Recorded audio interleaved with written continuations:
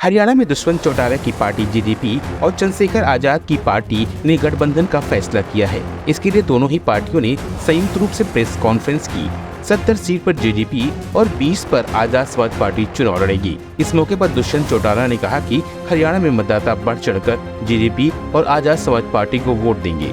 CM Nayab Singh Saini पर निशाना साधते हुए उन्होंने कहा कि वो घोषणाएं कर रहे हैं। उन्हें साफ किया कि बीजेपी के साथ नहीं जाएंगे।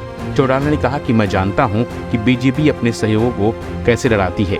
अगर हमारे पास नंबर आए तो कांग्रेस और बीजेपी के खिलाफ सरकार बनाएंगे।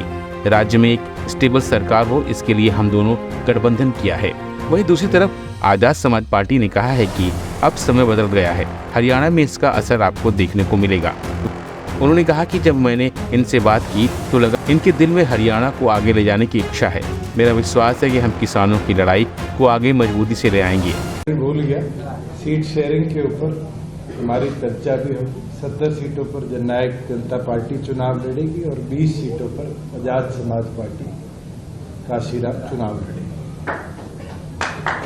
और दोनों पार्टियां मिलकर पूरे प्रदेश का रोड मैप, रूट प्लान भी जल्द आपके बीच में पब्लिश कर देंगे। जोन जोन से जिले हमने चुने हैं, उनके अंदर कैसे कैसे सीट शेयरिंग होगा वो भी अलग से आपके बीच में हम टाइमली दे देंगे नॉमिनेशन से पहले। भूल गया, सीट शेयरिंग के ऊपर हमारी चर्चा भी हो। 70 सीटों पर जननायक जनता पार्टी चुनाव लड़ेगी और 20 सीटों पर आजाद समाज पार्टी काशीराम चुनाव लड़ेगी।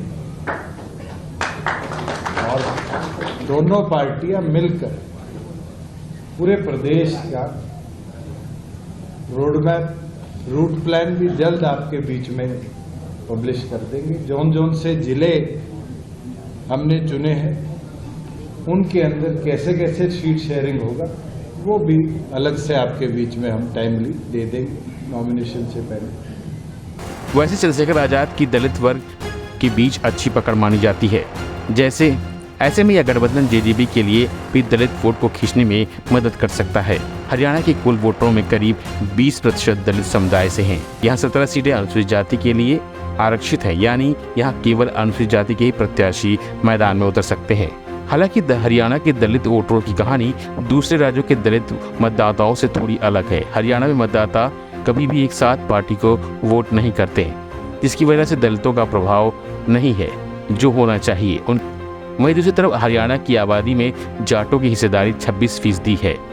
2019 के विधानसभा चुनाव में जेजेपी को 4 सुरक्षित सीटों पर जीत मिली थी। इससे पहले अभय चौटाला के नेतृत्व वाली INLD, जो दुष्यंत चौटाला की मूल पार्टी थी, इससे ही निकलकर जेजेपी बनाए थे।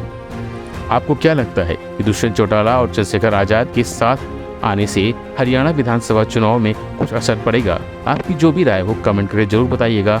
फिलहाल के लिए बस इतना ही। बाकी अपडेट के लिए चैनल को लाइक और सब्सक्राइब करना ना भूलें। नमस्कार।